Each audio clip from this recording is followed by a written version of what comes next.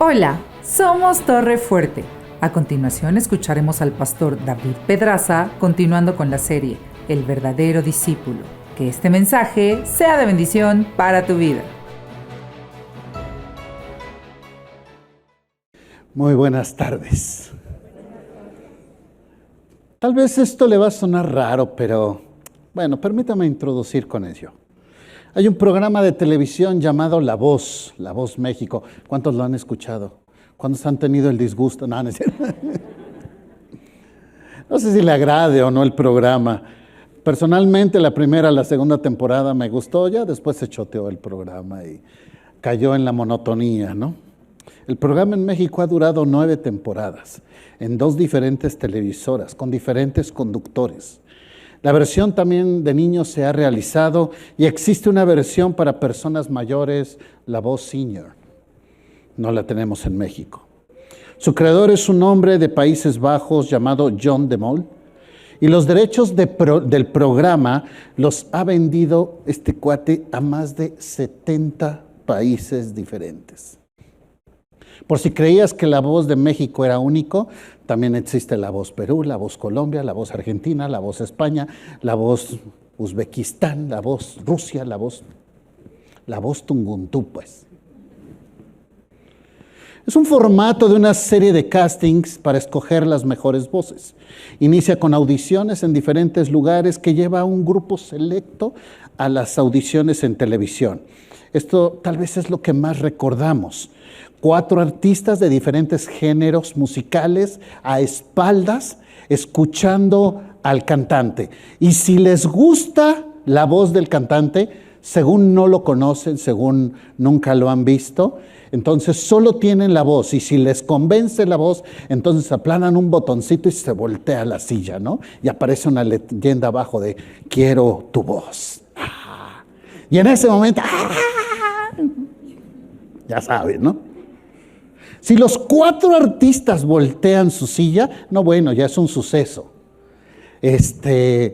La familia llorando como si se hubiera ganado el Grammy o no sé qué cosa, pero vamos, es todo un suceso. Porque en teoría, si volteas la voz, tú recibes al cantante en tu equipo, pero si los 4 voltean, entonces ahora el cantante es el que elige a qué equipo se va. Ahora funciona diferente. Se arman los equipos, empiezan las eliminatorias entre ellos, se van eliminando unos a otros hasta que al final llega un ganador final.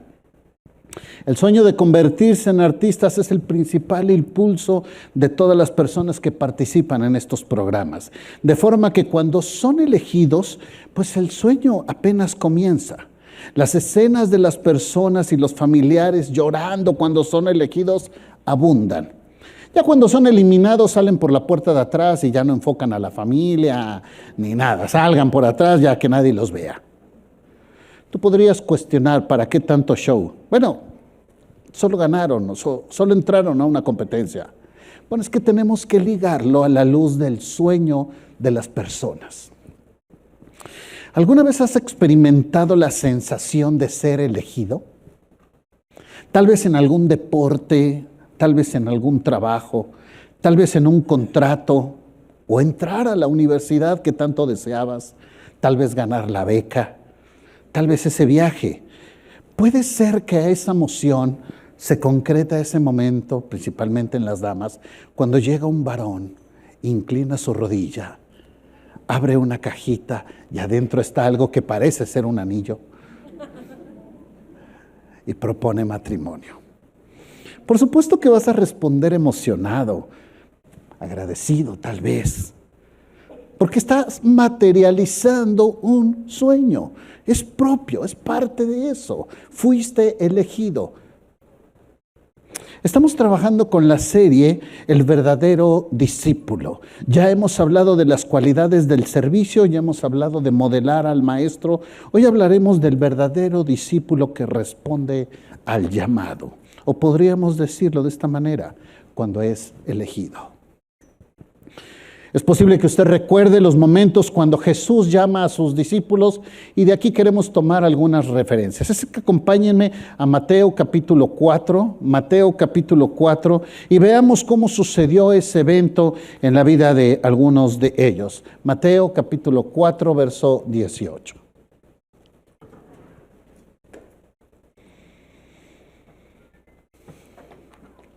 Dice así el texto, Mateo 4, 18. Andando Jesús junto al mar de Galilea, vio a dos hermanos, Simón llamado Pedro y Andrés su hermano, que echaban la red en el mar porque eran pescadores. Y les dijo, venid en pos de mí y les haré pescadores de hombres. Entonces ellos, dejando al instante las redes, le siguieron. Pasando de allí, vio a otros dos hermanos, Jacobo, hijo de Zebedeo, y Juan su hermano, en la barca con Zebedeo su padre, que remendaban sus redes, y los llamó. Y ellos, dejando al instante la barca y a su padre, le siguieron. Esta misma idea de mensaje o de texto lo encontramos en Mateo 9, cuando Jesús va caminando y encuentra a Mateo sentado en la mesa de los tributos. Y entonces le dice a Mateo, ven y sígueme. Y entonces dice el texto que él, dejando todo, en ese momento fue y siguió a Jesús. Bueno, aquí tenemos el llamado de 5 de los 12 discípulos. En Juan capítulo 1 está el llamamiento de Felipe y hay 2, 3 pasajes en la Escritura donde hablan de la narración de los 12. ¿Por qué siguieron a Jesús dejando todo? Y esta es la pregunta donde quiero que reflexionemos. ¿Por qué siguieron a Jesús dejando todo? En ocasiones he escuchado a personas decir que les hubiera gustado vivir en los tiempos de Jesús. Híjole, yo no sé si hubiera respondido adecuadamente. Yo tal vez mis ocupaciones y mi dinámica de vida me hubiera distraído, porque recordemos, Jesús era una persona que venía a romper lo establecido.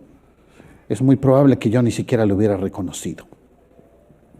Quiero que pensemos un momento, la narración que hemos escuchado, si solo la ves así desde este momento, se escucha hasta un poco mecánica. Vemos a hombres que están desarrollando un oficio, trabajando como pescadores. Por ejemplo, los primeros 4 están teniendo una vida.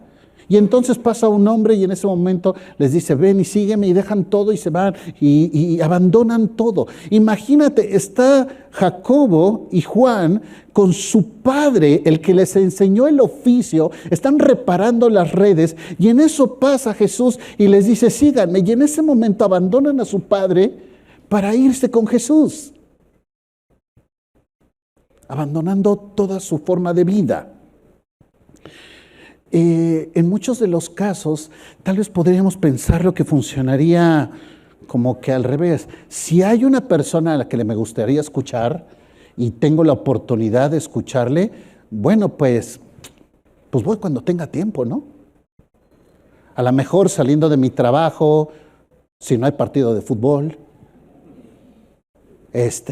voy a la sinagoga y escucho a Jesús a ver qué hay de nuevo en su enseñanza. Y en la suma de las cosas tal vez me iré acercando hacia Él. Pero así como que deja todo lo que estás haciendo y sigue a Jesús, suena hasta un poco arrebatado, ¿no les parece? En ocasiones llegan personas y me dicen, oye, ¿me puedes dar una cita de consejería? Claro, con mucho gusto. ¿Cuál es tu disponibilidad? Trabajo de 9 a 9, de lunes a sábado.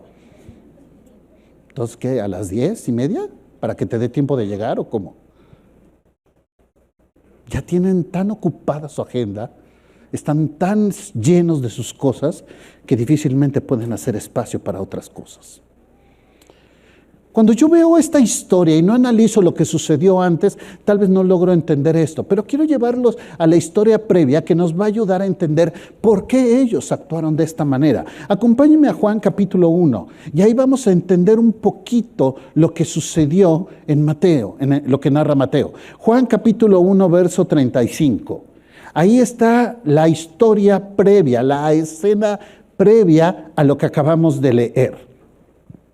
Juan 1:35 dice así, el siguiente día, otra vez estaba Juan, y aquí se refiere a Juan el Bautista, y 2 de sus discípulos de Juan el Bautista.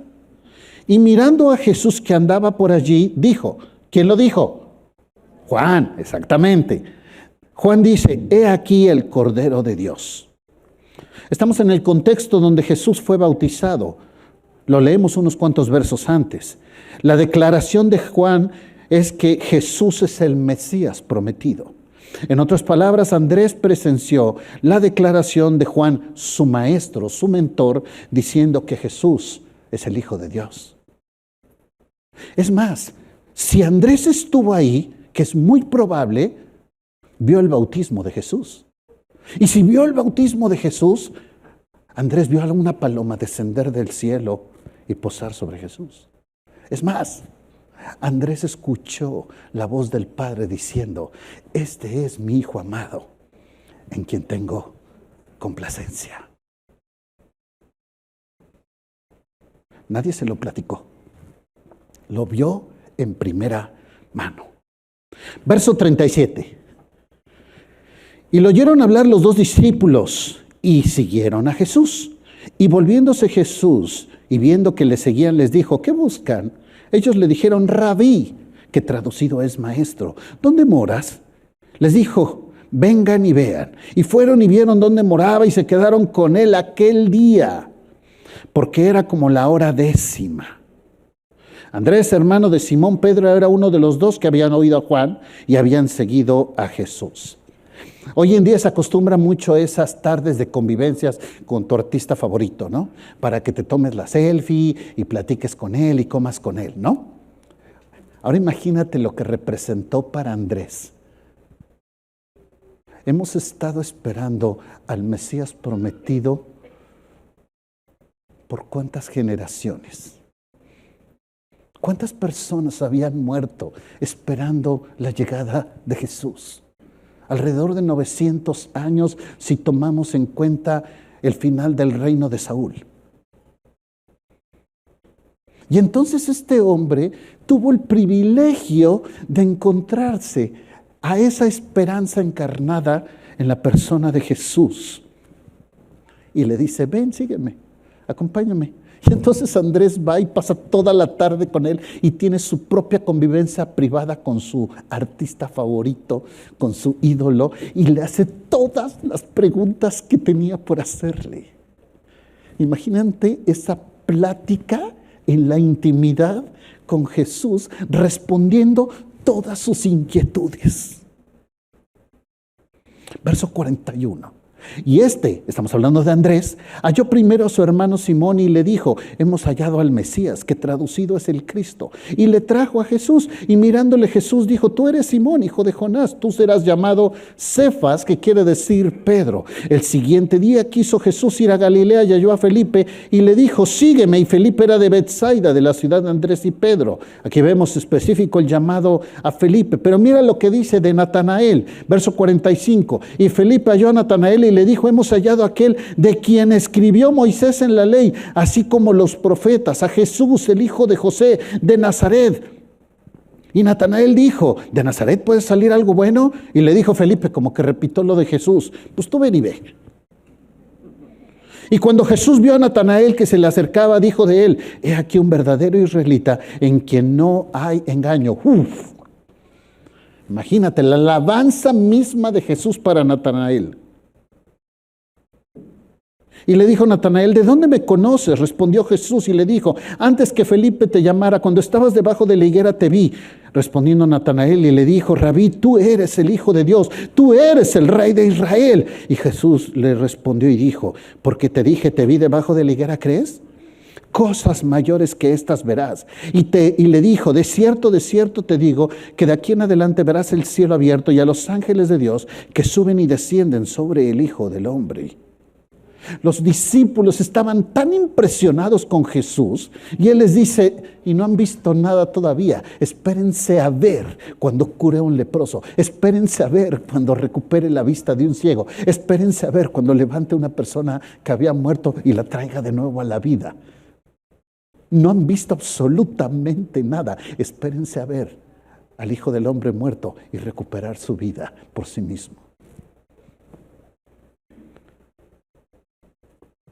No es nada todavía. Vuelvo a hacer la pregunta: ¿por qué dejaron todo para seguir a Jesús? Bueno, el pasaje ya nos da algunas ideas, unas respuestas muy concretas desde las cuales podemos apelar a algunas razones. Yo encontré al menos 6 razones que acabamos de leer en este pasaje. Primera, los discípulos eran hombres que buscaban a Dios. Aún antes de Jesús, estos hombres eran discípulos de Juan el Bautista.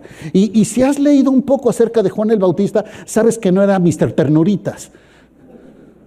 Era un hombre que decía las cosas fuertes y frontales. Era un hombre que se atrevía a contradecir las prácticas que no honraban a Dios, independientemente si era cualquier recién convertido o era el rey. Él señalaba lo que no era correcto. Digo, eso le costó su cabeza, ¿no? Pero la enseñanza de que estos hombres ya estaban siguiendo a Juan, me queda claro que los discípulos de Juan buscaban sinceramente un llamado a la renovación espiritual. Segundo, escucharon de primera mano el testimonio de su maestro, que daba adoración a Jesús. Lo presentó como el Hijo de Dios. Y si mi maestro me dice, este hombre es el Mesías prometido, yo no tengo ya nada más que dudar. Ya no hay nada más que cuestionar.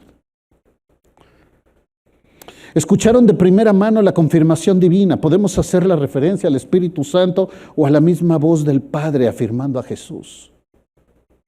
Escucharon de primera mano a Jesús cuando respondió todas sus preguntas, hasta que les fueron satisfechas en plenitud, al grado tal que ellos ya no solo escuchaban hablar de Jesús, ahora ellos mismos iban con otras personas y les decían, hemos encontrado al Mesías prometido. Fueron testigos de la manifestación omnisciente y omnipresente de Jesús a través del conocimiento y la profundidad de las condiciones. Él ya sabía aún muchas cosas. Sé quién es Natanael, sé dónde estaba, sé lo que dijo, sé cómo contestó. Y ellos se asombraban de Jesús.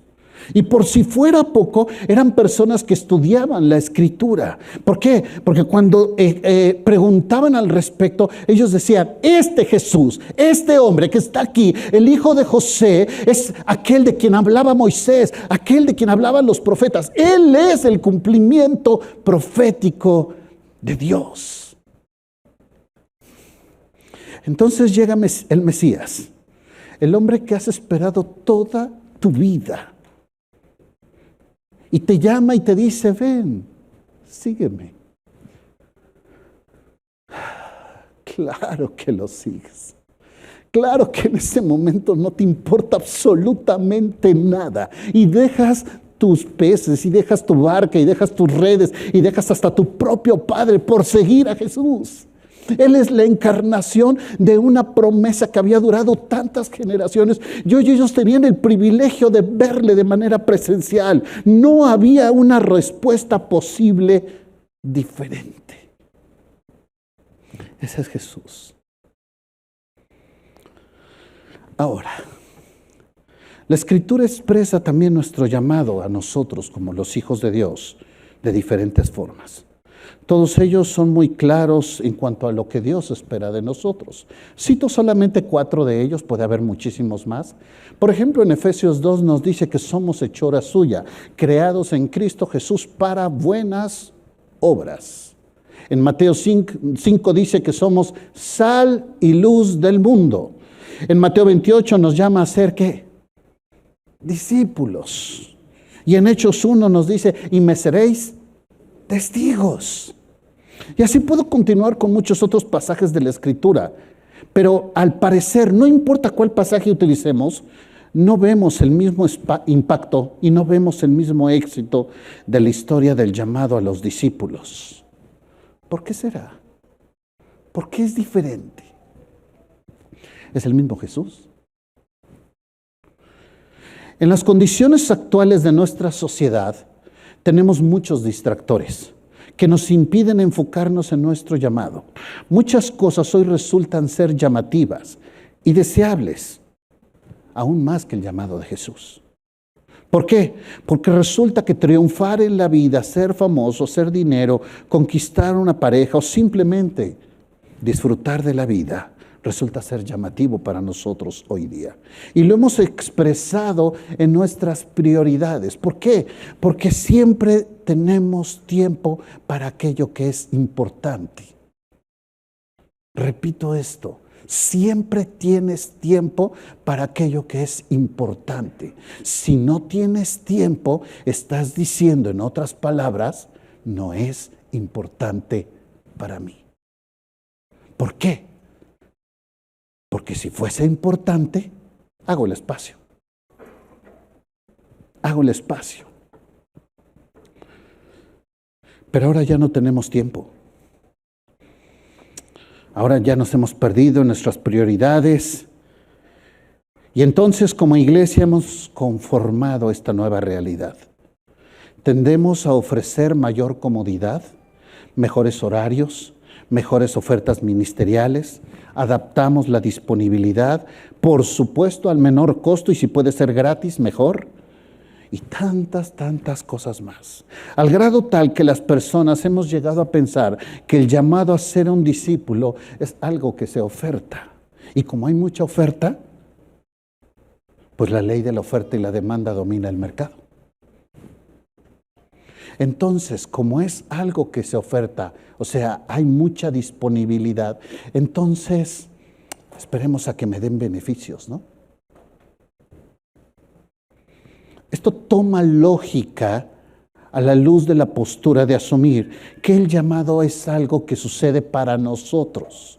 La iglesia es para nosotros, los programas son para nosotros, la alabanza, la música es para nosotros. Cuando el discipulado es un llamado de Jesús a integrarnos a lo que Él está haciendo. Por eso ilustra su llamado con expresiones como es necesario negarse a sí mismo, es necesario aborrecer a tu familia, tomar nuestra cruz cada día, es necesario morir a nuestra vieja naturaleza. Y los discípulos lo entendían perfectamente. ¿Qué ha cambiado tan radicalmente en estos 2000 años? Tratemos de contestarlo a la luz de las mismas cosas que motivaron a los apóstoles. Y vamos a compararlas con nuestra realidad al día de hoy. Los discípulos eran hombres que buscaban constantemente a Dios. Hoy parece que es Jesús quien tiene que estarnos buscando. Al menos así lo hemos presentado. Estamos fascinados con la idea del pastor que deja las 99 y va por mí. Y lo cantamos y nos entusiasmamos. Discúlpame, esa no es la enseñanza. Esa no es la enseñanza de la parábola. El pasaje está en medio de una serie de parábolas. El hijo pródigo, la oveja perdida, la moneda perdida. Y la enseñanza es, hay fiesta en el cielo cuando un pecador se arrepiente. Esa es la enseñanza. Porque entonces, si la enseñanza es que Dios deja todo para ir a buscarme a mí, ¿por qué el padre no fue a buscar al hijo? Y déjeme llevarlo a una idea de lógica progresiva. Si yo me desvío, más vale que Jesús le eche ganas para irme a traer pronto. Si no, me pierde. Porque es chamba de Dios. Ahí dice que Él tiene que dejar las 99 para ir por mí. ¿Le suena lógico? Hay otro texto en en Juan capítulo 6, donde Jesús dice que juntó un grupo de personas. Esta semana en los devocionales estábamos hablando de ello y decía que Él juntó un grupo de personas al grado tal que los mandó de dos en dos, más de 70 personas. Y esas 70 personas fueron a predicar de Jesús y dice que llegaron maravillados de que aún los demonios se sujetaban a ellos. Y entonces Jesús los trae, los siente y les empieza a dar su discurso. Y cuando empieza a hablar, empieza a retornarse incómodo el ambiente. Y esos que fueron a testificar, esos que expulsaron demonios, poco a poco se fueron yendo, hasta que se queda con 12 solamente. Y en Juan capítulo 6, verso 66, les dice a los 12, ¿se quieren ir ustedes también? No me parece, deja las 99 y va por mí. Hemos pervertido el Evangelio y pensamos que ahora es la oferta del Evangelio, cuando es la oportunidad que tenemos. Los apóstoles entendían el mover del Espíritu de Dios, entendían las manifestaciones de Dios, aquellas cosas que representaban una voz que venía anunciando algo diferente. Hoy creo que muchos nos hemos concretado en nuestra vida en aquellas cosas en las cuales Dios puede bendecirme, protegerme y cuidarme. Honramos mucho más la experiencia que la convicción. Es decir, honro más sentirme bien que hacer lo correcto. Y entonces es más importante que aquí haya llorado y me haya tirado y haya hecho 20 cosas que tener una vida de convicción. Honramos más la experiencia. En el mejor de los casos, honramos el hacer y no el ser. ¿Qué quiere decir? Es más importante lo que hago, lo que dejo de hacer, que la persona quien yo soy. También dice el texto que los discípulos escucharon a Jesús, tuvieron tiempo para Jesús. Hoy es tan disponible y de tantas formas que ya ni le escuchamos. No tenemos tiempo, estamos muy ocupados. No le voy a evidenciar, pero contéstese usted mismo. ¿Cuándo fue la última vez que abrió la Escritura? ¿El domingo pasado? ¿Aquí en la iglesia? Bueno, en el mejor de los casos aquí le damos un tentempié. Y algunos viven de tentempiés y por eso están tan anémicos espirituales, porque viven de los tentempiés del domingo.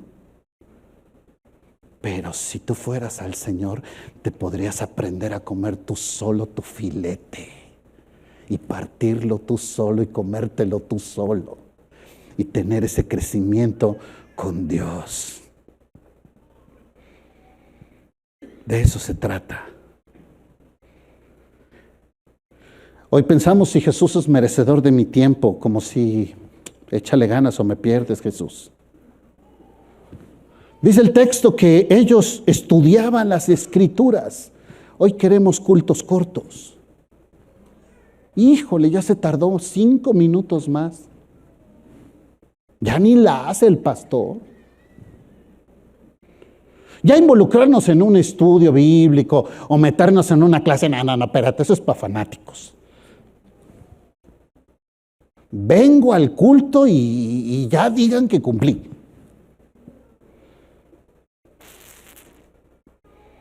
Hay ocasiones que llaman personas para preguntar, pastor, ¿cuál es la postura bíblica que tenemos que tener tocante a X tema? Y me dan ganas de decirle, pues búscala en la Escritura. No, dígame usted, búscale. ¿Por qué? Porque quiero que tú tengas ese encuentro con Dios. Porque quiero que tú escudriñes la Escritura, que tú busques las respuestas en la palabra, que tú tomes tiempo para invertir en que Dios te muestre a ti cuál es la respuesta que tienes que dar. Hoy hemos simplificado el cristianismo a cosas por hacer. Dime qué debo de hacer, dime cómo debo de contestar, dime cómo debo de comportarme. Ni siquiera están preocupados por entender por qué, solamente dime qué hacer. No están pensando en cómo eso impacta. Y entonces se convierten en ¿hasta dónde puedo ir? ¿Hasta dónde puedo hacer? ¿Qué es lo correcto? Como si de eso se tratara. Para los discípulos, la esperanza de vida presente y eterna estaba directamente ligada a la llegada del Mesías. Hoy, en el mejor de los casos, vemos la eternidad, pero no somos capaces de visualizar la bendición presente de nuestro llamado y desestimamos el valor de la vida en el Espíritu. Y cuando Satanás logra distraernos de Jesús, ya no importa dónde nos enfoquemos. Las mejores cosas se convierten en distractores porque ya perdimos el rumbo correcto. Miren, me explico a través de un ejemplo. En una ocasión estábamos 2 consiervos platicando acerca de un caso de disciplina que tuvimos que pedirle a una persona que dejara el ministerio por un asunto de inmoralidad. Nada de lo cual nos sintamos orgullosos, pero ese era el caso. Esta persona decía una frase como esta: mira, Ya lo dieron de baja, pero lo bailado, ¿quién se lo quita? Y uno aquí tratando de obedecer a Dios.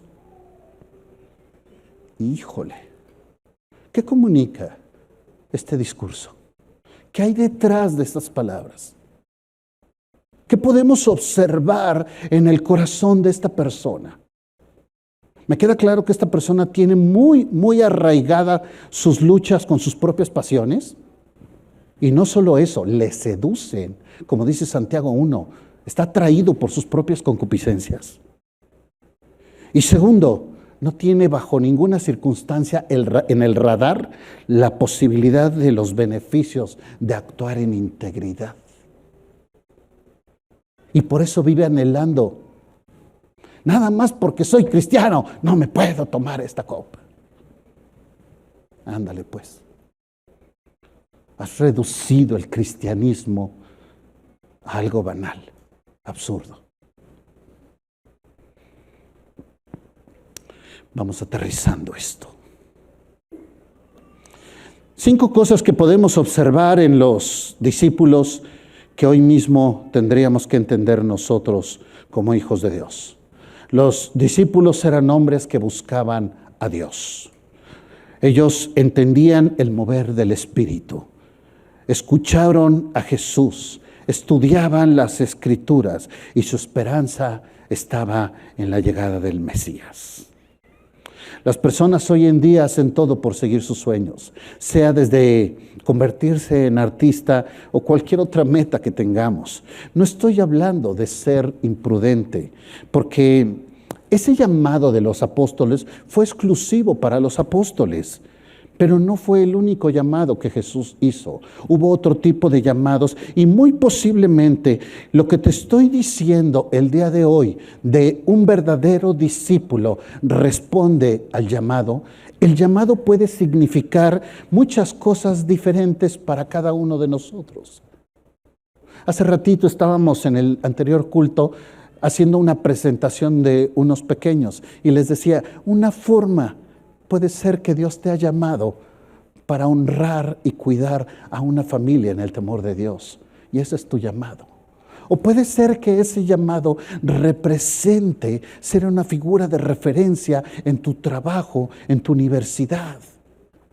Puede ser que ese llamado represente involucrarte en la política para ser una figura de referencia. Puede ser que tu llamado represente hacer un impacto a toda tu bola de familiares inconversos que no entienden quién es Jesús. Puede ser que tu llamado haga una aplicación diferente en cada cosa. Incluso puede ser que tu llamado signifique, deja lo que estás haciendo y dedica tu vida para servir a Dios. Y si estás pensando en eso, déjame platicar contigo. Está increíble esto. No hay algo mejor que puedas hacer. Porque el llamado de Dios es otra cosa. Pero no es para todos. ¿Cuál es la respuesta de ese llamado para ti? ¿Y cómo vas a responder? No lo sé. Es algo que solo el Espíritu de Dios te puede contestar. No sé tú, pero un servidor quiere vivir actuando en el escenario de la vida, entendiendo que mi ídolo, mi más grande inspiración de vida, voltea su silla y me dice, te quiero en mi equipo. Y entonces yo, en plena conciencia de lo que representa, dejo todo por seguir a mi Señor y convertirme en su discípulo, a aprender a hacer las cosas como Él las hace, ser un seguidor de Jesús. Y la analogía queda muy corta si le agregamos a la ecuación el sacrificio por mi rescate, el pago por mi redención, el perdón de mis pecados y tantas cosas más. No tengo palabras para agradecer a mi Señor que haya tomado tiempo para decirme, ven, sígueme. ¿Dejarías todo aquello que te separa de tu Maestro, de tu Mesías, de tu Salvador, pero sobre todo de tu Señor? Este es el llamado para cada uno de nosotros el día de hoy. Así que quiero terminar este tiempo tomando una palabra de oración. No es un ritual, es una oportunidad para quienes han recibido una dirección de Dios en esta mañana. Si no fue para ti, danos unos minutos, por favor. En breve continuamos con el servicio. Pero quisiera apartar estos minutos para hacer dos tipos de llamados. El primero es muy obvio. Yo sé que la gran mayoría de aquí han hecho una decisión por Jesús, pero tal vez, digo solo tal vez, hay una persona en este lugar que jamás ha entregado su vida a Jesús y hoy ha entendido el Evangelio. Que no se trata de qué te ofrece Jesús, se trata de qué es lo que le entregas a Jesús. Y si nunca habías tomado una decisión por Jesús, como iglesia nos encantaría juntos orar por tu salvación. Así que si ese es tu caso, te voy a pedir, levanta tu mano para que te podamos ver, identificar y podamos orar por ti. ¿Habrá alguien aquí en esta mañana? Gracias, muchas gracias, muchas gracias, muchas gracias, gracias. Wow, 2 personas, valió la pena todo, valió la pena y mucho más. ¿Alguien más? Le voy a pedir a ustedes 2 que fueron bien valientes. ¿Me ayudan poniéndose de pie un minuto? Queremos orar por ustedes como iglesia. Yo sé que requiere valor, pero hoy tenemos una gran fiesta al ver que 2 personas entregan su vida a Jesús. 3 personas, gracias.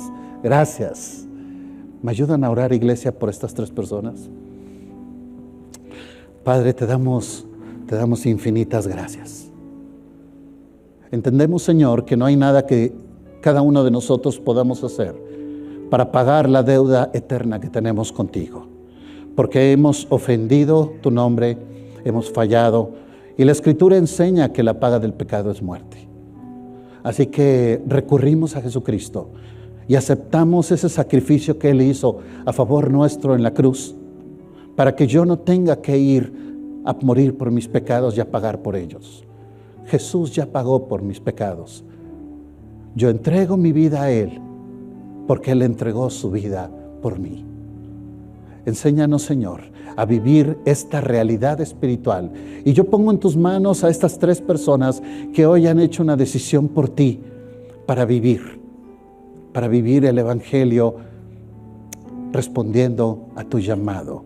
Hay fiesta en el cielo por un pecador que se arrepiente, y te doy gracias por cada uno de ellos. En Cristo Jesús. Amén. Los que están de pie, no se sienten, por favor. Yo recibí a Cristo hace 30 años, el 6 de febrero de 1994. Nunca olviden este día. Nunca olviden este día.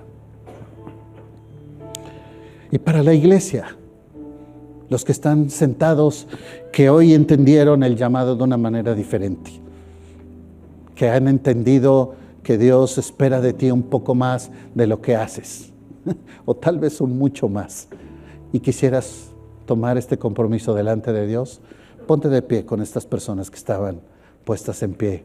Me encantaría orar con ustedes. Wow. Y a las 2 personas, las 3 personas que estaban de pie, les digo, miren a su alrededor. Esta es su familia espiritual. Esta es su familia de fe, con la cual queremos compartir el mismo propósito y la misma intención, responder al llamado de Jesús. Vamos a orar. Quédense de pie, vamos a orar. Señor, te doy gracias por tu iglesia. Gracias, Padre, porque yo no puedo descifrar lo que el Espíritu Santo está diciendo a cada una de las personas que están puestas en pie. Eso es algo que solo tú puedes hacer, Padre. Pero lo ponemos en tus manos. Hoy queremos, Señor, entender que ese llamado puede significar muchas cosas, pero todas ellas convergen en que tú eres una prioridad en nuestra vida. De forma tal, Señor, que nuestro matrimonio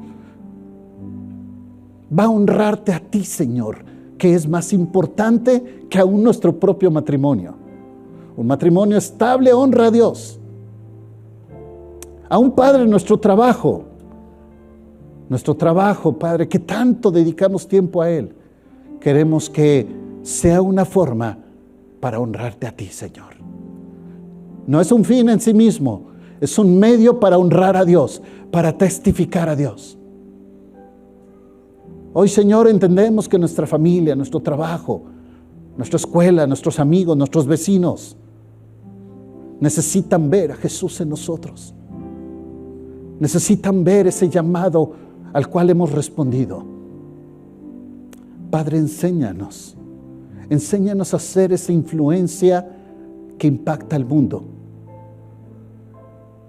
Hoy aquí es muy fácil ser cristiano en estas paredes. Hoy es muy fácil aquí decir que todo va a estar bien. Pero mañana, Señor, vamos a estar en el mundo, pero no vamos a estar solos. Estaremos contigo. Y en esa confianza, Padre, es que te pedimos, Señor, permítenos responder adecuadamente a tu llamado, para tu honra y para tu gloria, porque para eso estamos en esta tierra. En Cristo Jesús. Amén. Amén. Gracias por escuchar este mensaje de la Palabra de Dios. Para más información acerca de Torre, llámanos al 2222-253046 o escríbenos al correo info@torrefuerteib.org. Visita nuestra página web www.torrefuerteib.org. Te invitamos a seguirnos en nuestras redes: Facebook, IB Torrefuerte, Instagram, Twitter y Telegram, Torrefuerte IB. Dios te bendiga.